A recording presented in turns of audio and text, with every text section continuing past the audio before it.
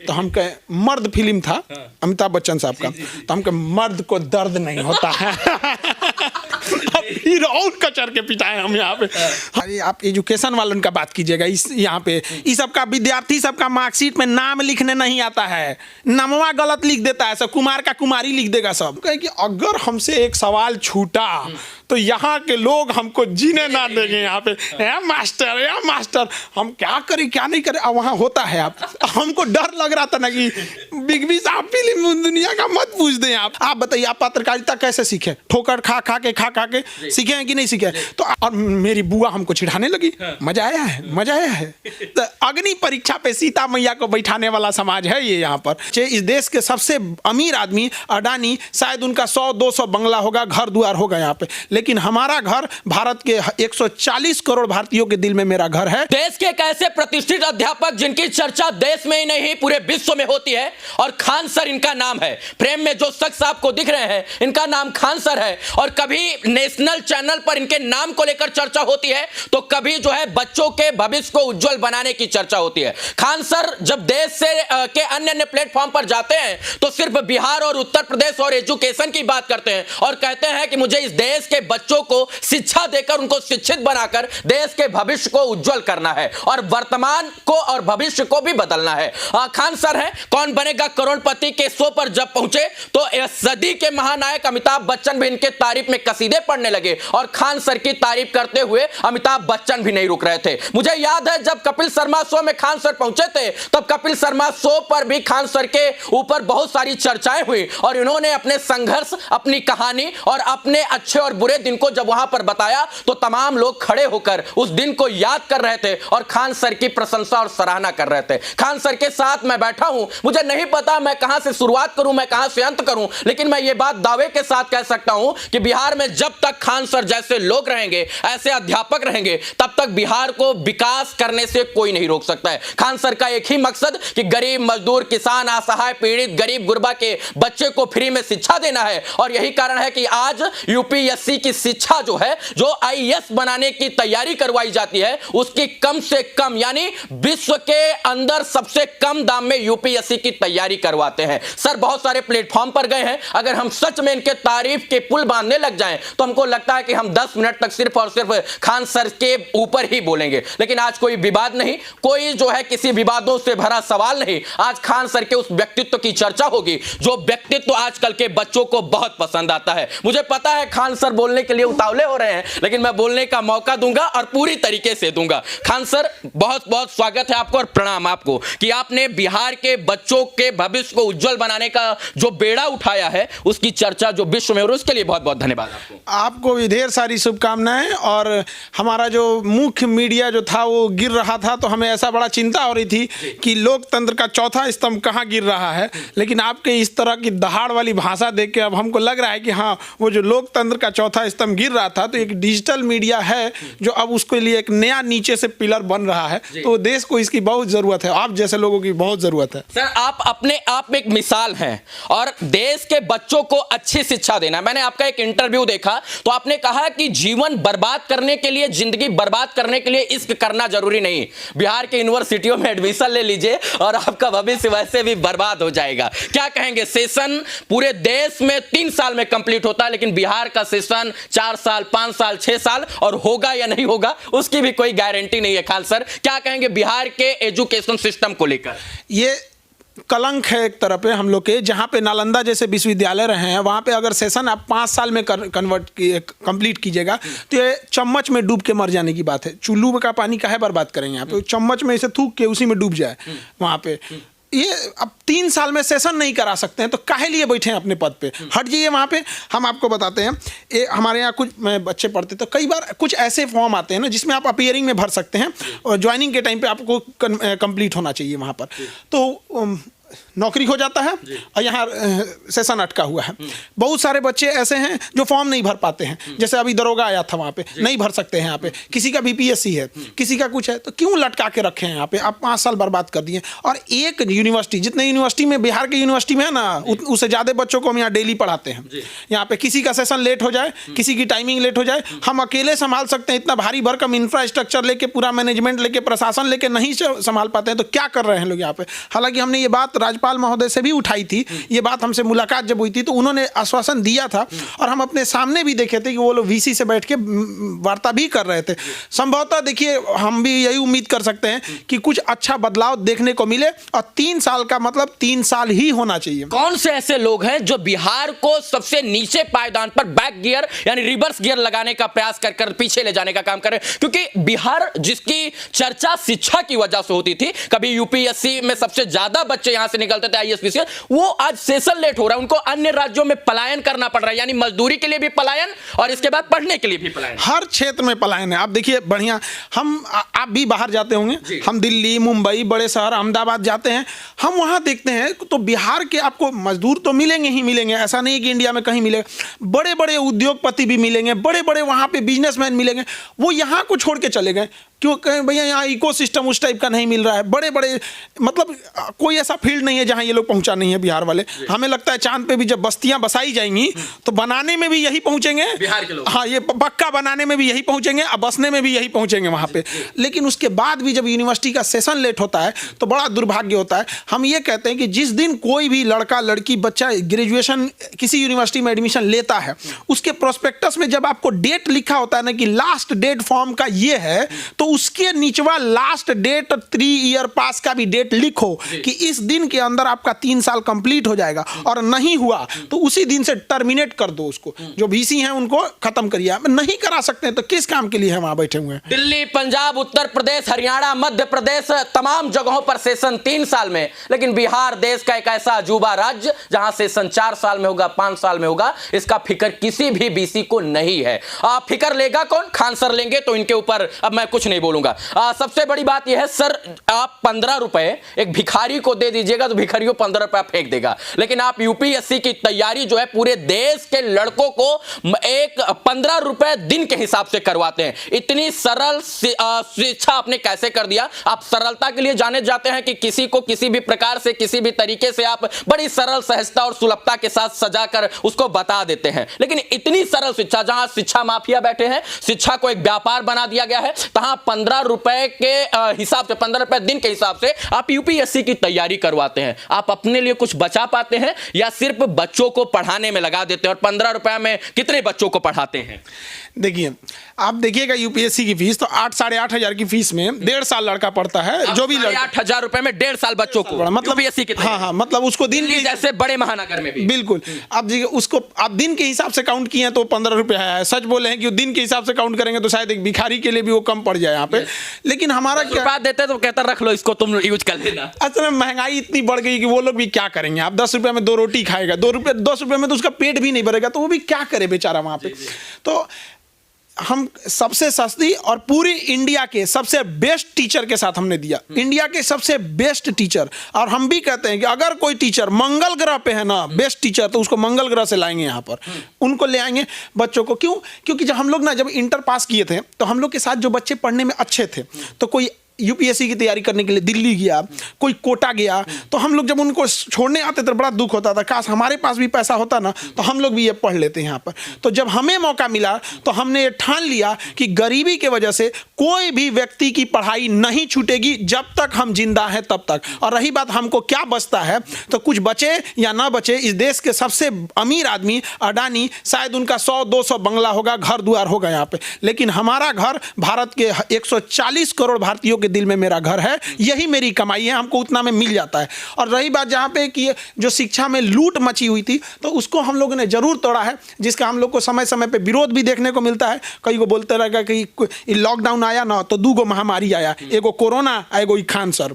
Corona ले गया हम लोग का। कोरोना नहीं पसंद, लेकिन ये खान सर रूपी महामारी हमको पसंद है, और ये खान रूपी महामारी हमको हर बार चाहिए सर। और मैं चाहता हूँ कि ऐसा कोरोना आए और खान सर रूपी महामारी हमारे देश के बच्चों को मिल मिल जाए। अच्छा, हम लोग उन लोग का बड़ा विरोध भी झेलना पड़ता है। जैसे आप पत्रकारिता करेंगे तो कुछ ना कुछ आपको भी झेलना पड़ेगा। आप अच्छा काम करके देखिए, एक कहते हैं ना, बड़े छाले थे उसके पाँव में, लगता है उसूलों पे चला होगा वो। तो आज यहाँ उसूल पे चलिए ना, देखिए आपको किस अग्नि परीक्षा पे सीता मैया को बैठाने वाला समाज है ये यहाँ पर, तो क्या कीजिएगा वहाँ पे। तो यही थोड़ा सा तकलीफ होता है। लेकिन आज के बच्चे समझदार हैं, एकदम बेहतरीन से समझदार हैं। उनको क्या अच्छा लगता है क्या नहीं अच्छा लगता है। वहाँ पे 20 से 25 टीचरों की पूरी टीम मिलाकर यूपीएससी बीपीएससी की तैयारी कराते हैं। जैसे आप बोले ना कि यूपीएससी 8,500 4,500 में बीपीएससी की तैयारी करा दी है यहाँ पे। 4,500 रुपया में इतने कम दाम में हमको नहीं लगता कि बिहार या पूरे देश के अंदर कोई बीपीएससी की तैयारी करवाता होगा। तैयारी नहीं, सक्सेस भी होगा यहाँ पे, बच्चे का सिलेक्शन हुआ। हमारे यहाँ एक अंधा लड़का है तो उसका बीपीएससी टीचर में हुआ। सोचिए, अंधा, कुछ भी नहीं दिखता, मिठाई यहाँ खिला रहे थे हम के बाबू, यहाँ नहीं यहाँ पे। हमको बड़ा वो मिठाई, हमको लगा जीवन का सबसे स्वादिष्ट मिठाई था वहाँ पे। वो 100% दिख ही नहीं रहा था वहाँ पे। हमारे बैच का एक विद्यार्थी था, मुकेश नाम था उसका बीपीएससी प्री निकला, मेंस निकला तो उदास हो गया, टेंशन में आ गया। हम कहे पगला कहीं का, निकला है तुम खुश हो? तो कह रहा है सर इंटरव्यू में पहनने के लिए मेरे पास अच्छे कपड़े नहीं हैं। आज वो बीपीएससी का अधिकारी बन के बैठा हुआ है। तो यही सब कमाई है जो हम लोग को कम पैसे में, शायद ये कमाई जो है कितनों करोड़ों में कोई नहीं कमा सकता है। 107 करोड़ रुपए को जो ठुकरा दे वो है खान सर। और खान सर वो ऐसे अध्यापक हैं जो जिनके पास बोरा भरकर रुपया आए और कहे कि आप इस रुपए को लेकर आजीवन पढ़ाइए, लेकिन खान सर ठुकरा दे और कहें कि नहीं, हम पैदा हुए हैं तो सिर्फ और सिर्फ गरीबों को पढ़ाने के लिए, अमीर के बच्चों को नहीं। हाँ, जरूरी है कि अमीर अगर पढ़ना चाहता है तो उनके लिए भी सुलभता के साथ मेरे पास जो है सरल भाषा में वही शिक्षा आप अर्जित कर सकते हैं। सर आप कौन बनेगा करोड़पति की हॉट सीट पर बैठे बिना किसी भी जो है लाइफ लाइन को लिए हुए, एक खान जी और थे, उन्होंने कहा लाइफ लाइन ले लीजिए, लेकिन आप कहे नहीं तो नहीं तो नहीं, और बिना लाइफ लाइन लिए हुए आप सारे सवालों का जवाब देकर चले आए। और आपकी सरलता और सुलभता से जिस प्रकार से आप पढ़ाते हैं उसके दीवाने तो बिग बी भी हो गए। उन्होंने न्यूट्रॉन प्रोटॉन क्या समझने का प्रयास किया था। आपने कहा जाकिर सर न्यूट्रॉन है, हम प्रोटॉन है, और मान लेते हैं, आपस में झगड़ते हैं और इस चीज के दीवाने हो गए। सदी के महानायक अमिताभ बच्चन का जब नाम आता है तो हम सब लोग एक तरह से झुक जाते हैं सम्मान में। आपके लिए उन्होंने उठकर कुर्सी के लिए हाथ बढ़ाया, आपके सामने उन्होंने हाथ जोड़ा। उन्होंने कहा खान सर से मैं मिलना चाहता हूं, और मैं खान सर को मैं बड़ी करीब से मैंने देखा, पढ़ा, सुना और सब कुछ किया है। खान सर से और अमिताभ बच्चन के बीच की जो वार्ता थी वो कैसी रही? मतलब एक तो बिग बी में से मिलना वो बहुत बड़े गौरव का बात, दूसरा जो है केबीसी के प्लेटफॉर्म पर मिलना वो बड़े, और उससे भी बड़े गौरव का बात। कैसा रहा वहां का सफर? बहुत अच्छा रहा। हमारे साथ जो थे जाकिर भाई, वो भी बहुत अच्छे आदमी है, बहुत अच्छे। उनकी फैमिली, उनके माता पिता, उनसे मिले, बहुत अच्छे लगे वहाँ पे मिलके, एनर्जेटिक फील हुए यहाँ पे। और अमिताभ बच्चन साहब के साथ क्या कहें, देखिए दो तरह का प्रेशर होता है। एक कौन बनेगा करोड़पति अपने आप में है, वहाँ पहुँचना बहुत बड़ी बात होती है। एक तो कभी शिक्षक लोग को वहाँ नहीं बुलाया जाता, हमको भी लगा कि चलिए भाई अच्छा लगा वहाँ जाके। और उसके बाद जब आपसे सवाल पूछने वाला व्यक्ति इस शताब्दी का, इस सदी का सबसे महानायक हो तो एक अलग चीज। तो हमको दोनों चीज को एक साथ फेस करना पड़ता था। और अमिताभ बच्चन क्या व्यक्तित्व है उनका, मतलब हम वहाँ जाने के बाद आपको फील होगा कि क्या सच में महान लोग ऐसे होते हैं। उनके आगे हम लोग क्या हैं, ना उम्र में, ना ओहदे में, शिक्षा में, हर चीज में वो बेहतर है वहाँ पे। उसके बावजूद जब हम लोग से मिलने आए ना, तो इतनी हाइट बहुत लंबी है उनकी, और बुढ़ापा तो है, तो अब तो एज हो गया 80 से क्रॉस होने के बाद वहाँ पे। फिर भी उस समय बहुत अच्छा लगा आप लोग से, खान साहब, जाकिर साहब, आप लोग से मिलके हम देखते रह गए। हम क्योंकि जिस इंसान को हम सपने में देखते थे, बड़ा होता उतना सरल ना, हम सपने में देखते थे, हम एक मिनट के लिए चुप हो गए एकदम। हमको समझ में नहीं आया कि हम अमिताभ बच्चन साहब को देख रहे हैं। क्योंकि बचपन में क्या हुआ था ना, एक बार मेरे यहाँ टीवी नहीं थी तो दूर गए थे टीवी देखने के लिए, और रात हो गया टीवी देख के आए तो बड़ी पिटाएं यहाँ पे। अब पीटने के बाद और मेरी बुआ हमको चिढ़ाने लगी, मजा आया है। तो हम कहे, मर्द फिल्म था अमिताभ बच्चन साहब का, तो हम कहे मर्द को दर्द नहीं होता है। फिर और कचर के पिटाए हम यहाँ पे। हमको वही सीन याद आ रहा था, अरे बाप रे बाप, अमिताभ बच्चन सामने थे। अच्छा, टेंशन किस बात का था वहाँ पे कि हम लोग जिस जगह से हैं, हम लोग यहाँ पे, तो बिहार में एक समस्या ये है कि टांग खींचने वालों की कमी नहीं है। तो कौन बनेगा करोड़पति का हॉट सीट में आपको चैलेंज क्या फेस करना है? सदी के महानायक सामने खड़े हैं। कौन बनेगा करोड़पति, इंडिया का इतना बड़ा शो है। और हम लोग ये चकाचौंध वाले नहीं हैं, हम लोग खटिया पे बैठने वाला आदमी है यहाँ पे। उसमें लाइट उठ देखिएगा, नीचे से लाइट, ऊपर से लाइट, ये चकाचौंध म्यूजिक, ये वो आधा इसे हो जाएगा। और हमको इस बात का था कि अगर ये हमको फिल्म दुनिया का ज़्यादा जानकारी नहीं है, और अगर हमसे वो सवाल फिल्मी जगत से पूछ देंगे तो अब तो हम गए काम से। तो हम कहें कि अगर हमसे एक सवाल छूटा तो यहाँ के लोग हमको जीने ना देंगे यहाँ पे, या मास्टर हम क्या करें क्या नहीं करें। अब वहाँ होता है, आप हमको डर लग रहा था ना कि बिग बी साहब फिल्म दुनिया का मत पूछ दें यहाँ पे, हमको आइडिया नहीं है ना फिल्म का यहाँ पे। हाँ, सबका अपना अपना इंटरेस्ट होता है यहाँ पे, लेकिन हाँ फिल्म का नहीं था, मतलब कुछ कुछ क्वेश्चन थे तो चल गए वहाँ पे, कुछ कुछ फिल्में यहाँ पे। बाकी जो भी सवाल थे हमने बताया। लाइफ लाइन बची हुई थी, सारी तीनों टाइप की लाइफ लाइन होती है। और टाइम वो एक हुटर होता है, वो सेलिब्रिटी राउंड से जो जाते हैं उनके लिए कुछ देर बाद वो बच जाता है, तो उसके बाद सवाल रोक दिए जाते हैं। तो बाद में हमने उस पैसे को भी हमने डोनेट कर दिया सावित्री कंप्यूटर को। वो सावित्री कंप्यूटर भी बड़ा ईमानदारी से वो भी बच्चों को देते हैं वहाँ पे सर्टिफिकेट, क्योंकि ₹1 भी आप लेकर नहीं आए? नहीं, ₹1 भी नहीं। लाइफ लाइन लिए हुए सारे सवालों का जवाब, और जो जीता हुआ पैसा था वो गरीब, अनाथ, पीड़ित, असहाय बच्चों को आपने दान दे दिया वहाँ पढ़ने के लिए। वहाँ पे वो सावित्री कंप्यूटर एजुकेशन देती है कंप्यूटर के माध्यम से, तो हमने उनको दान दे दिया ताकि आप बच्चों को कंप्यूटर दीजिए, क्योंकि आज के समय टेक्नोलॉजी के साथ चलना बहुत जरूरी है। लेकिन वाकई हम आपसे भी कहेंगे कि जिस दिन आप भी जाएं कौन बनेगा करोड़पति के हॉट सीट पे, हमारी लेकर कामना है हमें चेला चपाती बना। अरे नहीं, आप लोग भी देश के लिए आगे ऐसे सवाल करते रहेंगे, जरूरी है, देश के आप चौथे स्तंभ है। तो वहां आप देखेंगे ना, आपको रियली फील होगा कि बड़े इंसान क्या होते हैं। कभी किसी को आप देखिएगा, ये जितना ये कचड़ा मचा हुआ है ना, ये नीचे लेवल पे मचा हुआ है। वो लोग जो व्यक्ति सच में महान होते हैं ना, उनसे मिलने के बाद आप शॉक हो जाएगा कि इतने महान कोई कैसे हो सकता है।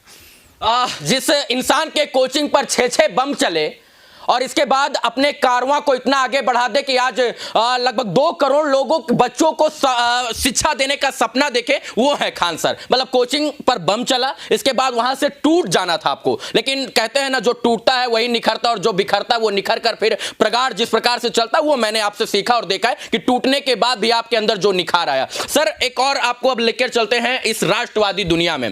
पाकिस्तान और चाइना दो हमारे देश के लिए सबसे बड़े आइटम बम हैं।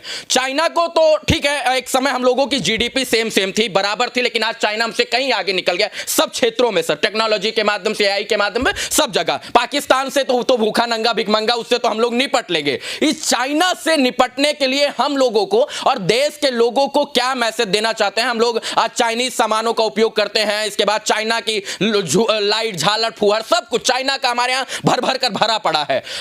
चाइना से बचने के लिए, चाइना का ये जो एक घातक है, मतलब हमारे लिए जो घातक हमला के तौर पर हमारे देश में घुस रहा है, उससे बचने के लिए हम देशवासियों को क्या करना चाहिए?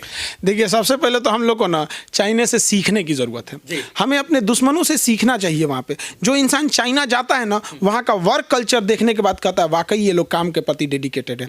हर इंसान को अपने काम के प्रति डेडिकेटेड रहिए। एक छोटा बच्चा अगर वो पढ़ाई नहीं कर रहा है, स्टूडेंट है, पढ़ाई नहीं कर रहा है, तो आपको क्या लगता है जॉब लगने के बाद नौकरी ईमानदारी से करेगा? नहीं करेगा। हर इंसान को अपनी ईमानदारी से काम करना चाहिए। अगर कोई मजदूर है तो उसका सामने मालिक रहे न रहे, ठेकेदार रहे न रहे, ईमानदारी से और बेहतरीन काम करे एकदम। वहां पे ये वहां चाइना ने बहुत शानदार काम करके दिखाया, फिनिश करके, और उसने एजुकेशन के साथ साथ स्किल सिखाया। जैसे एक गरीब बच्चा है, वो ग्रेजुएशन कर रहा है, बीए किया, बीएससी किया, उसके बाद वो कहां जाएगा? कौन नौकरी देगा? कंपटीशन की तैयारी करेगा, वैकेंसी का कुछ आता पता नहीं रहता है। यहाँ पे इलेक्शन है तो ठीक है, नहीं तो वो भी गया काम से यहाँ पे। तो उसको 3 साल के ग्रेजुएशन पे नॉलेज मिला, उसको दिमाग बढ़ाने के लिए, पेट भरने के लिए 3 साल में आपने क्या सिखा दिया उसको? 3 साल में उसको चाहते तो उसके पास 50 स्किल रख देते कि तुम कारपेंट्री सीखोगे, वेल्डिंग सीखोगे, ड्राइविंग सीखोगे, अर्थ मूविंग गाड़ियां चलाना सीखोगे, जेसीबी सीखोगे, क्या सीखोगे जिससे तुम रोजी रोटी चला सको। 3 साल में उसको 3 को किताब पढ़ा के भेज दे रहे हैं हम यहाँ पे। वही इन सोचना उनका 3 साल में सेशन पूरा नहीं हो रहा है। बताइए, उसमें परीक्षाएं भी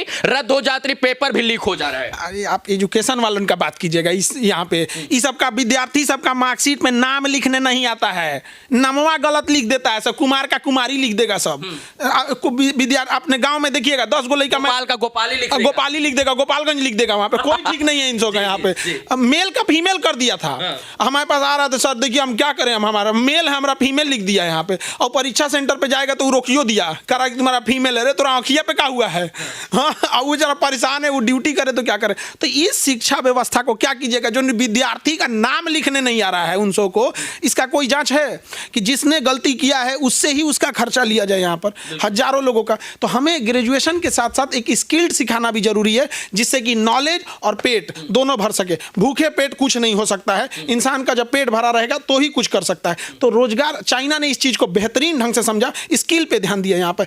आज 3 साल में किसी को आप कुछ भी सिखा सकते हैं यहाँ पे 3 साल के दौरान। और भारत में जो स्किल है ना, वो इंसान अपने दम पे सीखता है। आप बताइए, आप पत्रकारिता कैसे सीखे? ठोकर खा खा के सीखे हैं कि नहीं सीखे? तो आज भारत में जो भी जिस मुकाम पे पहुंचा है, ठोकर खा खा के सीखा है। लेकिन चाइना ने क्या किया, इसके लिए एक सिस्टम बिल्ड कर दिया, सवाल पूछने का तरीका। जैसे आज किसी को पत्रकार बनना है तो आपके पास नॉलेज है, तो अगर ऐसी कोई संस्था रहती सरकार की जहां पर आप स्किल से, तो वहां पत्रकारिता सिखा सकते थे, हम लोग शिक्षा सिखा सकते थे, कोई और कहीं सिखा। ऐसा कोई सिस्टम नहीं है। नहीं तो फिर कोई स्किल इंडिया को सर्टिफिकेट लेके आ जाइए, सर्टिफिकेट लेके अचार डालेगा आदमी। यहाँ पर डिजिटल इंडिया का जमाना है, सर्टिफिकेट मतलब साइड रखो। मतलब चाइना से हमको सच मायने में जीतना है तो अपने देश के लोगों को स्किल्ड बना देना है, मतलब इतना बेहतर बना देना है कि चाइना भी डर के कांपने लग जाए। बिल्कुल एकदम स्किल्ड। वहां पे क्या है ना, वहां पे कंपनियां क्यों जाती हैं? वहां पे क्या है कि जो भी वर्कर मिलते हैं प्रॉपर स्किल्ड मिलेंगे। उनको पता है कंपनी को, अगर हम इनको घर में इंडस्ट्री घर में स्किल्ड लोग हैं वहां पे, उसको पता है कि अगर नट बोल्ट कसना है तो ये नहीं कि मार्केट टाड़ कर दे यहाँ पे, उसको पता है कौन मशीन लगाएगा। और सबसे जरूरी, हमें चाइना से कुछ सीखना है तो टेक्नोलॉजी को सीखना है। हम लोग टेक्नोलॉजी बदलते हैं 200 साल बाद। आज आपको हम छोटा सा एग्जांपल बताते हैं। हमारे आपके हर मोहल्ले में जोड़ाई का काम होता है, घर द्वार बनता है, तो आज भी हम लोग सूता साहुल का यूज कर रहे हैं वो मिलाने के लिए। यहाँ पे चाइना में खत्म हो गया, वो लेजर लाइट का यूज कर रहा है। एक डिजाइन बना के बॉक्स है वो रख दिया, वहां से लेजर निकलता है, फटाक से मिला लेजर कटिंग। वो मशीनें हम लोग जो है इंपोर्ट करते हैं इंडिया में। यहाँ पे तो हम लोग टेक्नोलॉजी से पीछे हैं। तो चाइना काफी हद तक टेक्नोलॉजी में एडवांस हो चुका है वहां पर। और वहां पे भी एक और भी चीज है ना, चाइना में गवर्नमेंट जो है, गवर्नमेंट तो है ही नहीं है वहाँ पे, बट उसने क्या स्टेबल है, वो जो सोचती है उसको करती है। अब हमारे यहाँ क्या होता है नहीं, गवर्नमेंट बदलती है तो चीज़ें भी बदल जाती हैं, ये गड़बड़ हो जाता है। कोई भी गवर्नमेंट हो तो ऐसा नहीं कि पिछली गवर्नमेंट या अभी की गवर्नमेंट का सारा काम अच्छा हो या सारा काम खराब हो। जो अच्छा रहता है उसको आगे की ओर ले जाना चाहिए। आप सर, आपका विश्व का सबसे बड़ा एजुकेशन चैनल है और आपने पढ़ाई के क्षेत्र में बड़ा नाम और ख्यात मिला। हमको लगता है कि आज आप छोटे या बड़े मंचों पर बुलाए जाते हो तो due to only one reason कि आपके सरलता के साथ शिक्षा दे देना और सब तक पहुंचा देना। आजकल लोगों की एक शिकायत है कि आप वीडियो यूट्यूब पर बहुत कम डालते हैं। आपका पहले 3 दिन पर वीडियो आता है, अब एक हफ्ता 2 हफ्ता पर आता है। और बहुत सारे बच्चे जो सच में आपके पास नहीं पहुंच पाते थे, वो यूट्यूब से सीखते थे, उनके लिए कठिनाई हो रही है। अब हम अपना जिम्मेदारियां बढ़ गई है या हम थोड़ा सा जो है आलसी हो गए हैं? हम अपना दुख किसको कहें? सुबह 7 बजे से लेके 2 बजे तक खड़े थे, अभी हमको खड़ा नहीं हुआ जा रहा है।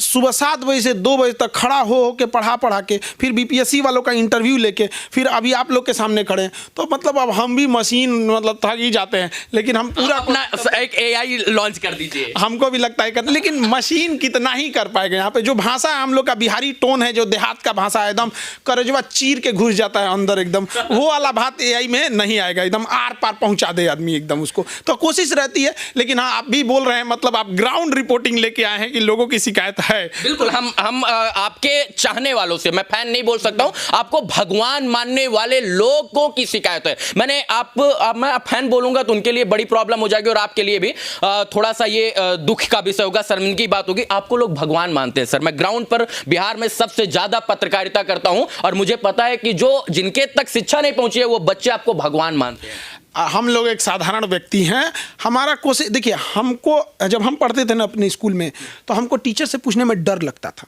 लेकिन अपने बगल के दोस्त से पूछने में डर नहीं लगता था। तो हम भी कसम खाए थे कि जिस दिन हम अगर गलती से भी शिक्षक बन गए ना, तो हमसे पूछने में बच्चों को डर नहीं लगेगा। और हम ऐसा, मेरी कोशिश रहती कि पूछे ही क्यों। वो शिक्षक क्या जिसको पढ़ाने के बाद पूछना पड़े यहाँ पे कि डाउट रह गया, यहाँ पे कभी नहीं डाउट रहना चाहिए। एक अच्छा बावर्ची जब खाना बनाता है तो किसी को डाउट रहता है, बेहतरीन बनाया वहाँ पे, तो फिर पढ़ाने में कैसा डाउट हो गया। यहाँ पे डाउट सिस्टम को एकदम खत्म कर देना रहता है। और जितने भी गरीब विद्यार्थी, उन सबको हम वचन देते हैं कि जब तक हम रहेंगे, लड़ते रहेंगे उन लोगों के लिए। भले हमको कुछ वो शिक्षक जिनकी कुछ मतलब मोटी मोटी फीस थी, भले भर भर गरिया दें, अब शब्द बोल दे, लेकिन आज तक उसूल से समझौता नहीं किया हमने कभी अपने मुंह से किसी को बुरा भला। अभी भी दुश्मन है आपके क्या? अरे बाप रे बाप, जिनका आपको लगता है जिनकी 2-2 लाख 2.5 लाख फीस रहती थी, अब हम उसको 4,000 से 8,000 कर दें, बाजार बैठा दिए हैं। तो अब बताइए, अच्छा सोचिए जिनको 8,000 पे, जो 2 लाख वाली फीस अगर 8,000 पे आएगा तो हमको दुआ देगा, गरीबी ना करेगा। यहाँ पे उन सौ का बस दांते काट ले सब हमको। मान सम्मान स्वाभिमान रुपया पैसा, बहुत सारे लोग, बहुत सारे चाहने वाले, पहचानने वाले, बहुत सारे फैन, सब कुछ आपके पास है। प्रतिष्ठा भगवान ने दी, ईश्वर ने जो है आपको मान सम्मान सब कुछ दिया। खान सर को आप क्या चाहिए? हमको तो बहुत बड़का चीज चाहिए। क्या? अखंड भारत। और हमारा है कि देखिए, अकेले हम लोग नहीं कर सकते, अकेला चना भार नहीं फोड़ सकता है, लेकिन हमारा उद्देश्य है हम 20 करोड़ लोगों को शिक्षा देना। 1 करोड़ 20 करोड़ 1 करोड़ दे दिए हैं, 1 करोड़ पहुंच गए हैं। तो मंजिल बहुत दूर है यहाँ पे, मंजिल दूर है, लेकिन ऐसा नहीं है कि मिलेगा नहीं यहाँ पर। आज नहीं तो कल उसको इसी जीवन में पाके जाएंगे। अब 20 करोड़ लोगों को जब शिक्षा देंगे तो वो दिन बदलेगा, क्योंकि इस दिन को, जिस दिन पे हम लोग जी रहे हैं, इसके लिए भगत सिंह जैसे लोग अपनी शहादत नहीं दिए थे। वरना ये दिन देखने के लिए आज के डेट में, आज़ादी के 75 साल बाद अगर हमारी जनता 5 किलो अनाज के लिए लाइन में लग रही है तो दुख की बात है, गर्व की बात नहीं है। दिस इज नॉट अचीवमेंट, ये दुख है। अगर हम लोग आज़ादी के बाद भी हमारे देश के लोगों को इस लायक सक्षम ना बना सके कि अपने पैसे से वो बाथरूम बनवा सके, अपनी बहन बेटियों की इज्जत का ध्यान रख सके, दुख है हमारे लिए। इसको अचीवमेंट भी देख सकते हैं, लेकिन आप दो तरह से देखिए। एक किसान 5 किलो अनाज के लिए लाइन में लग जाता है, दुख की बात है। 500 रुपया महीना के लिए किसान लाइन में लग जाता है, ये दुख की बात है। 2000 रुपया, उसको 6000 रुपया सालाना आता है, 500 रुपया आता है महीने का। आप सोचिए, क्या ये अचीवमेंट है हमारी?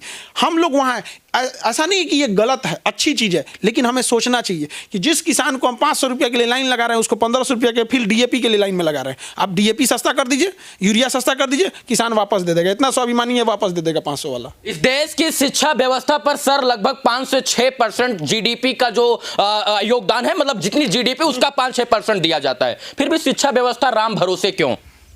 ये कुछ देखिए, अब जो शिक्षक जा रहे हैं वो जिम्मेदारी से पढ़ा रहे हैं, और सरकार को इसकी मॉनिटरिंग सिस्टम को रखनी चाहिए। यहाँ पर मॉनिटरिंग सिस्टम क्या है कि विद्यालय में क्या पढ़ाई जा रही है, क्या नहीं। इसके लिए हम पूरे भारत से भी, हर राज्य सरकार से विनती करते हैं कि एक यूनिवर्सिटी खोलिए टीचर लोगों के लिए।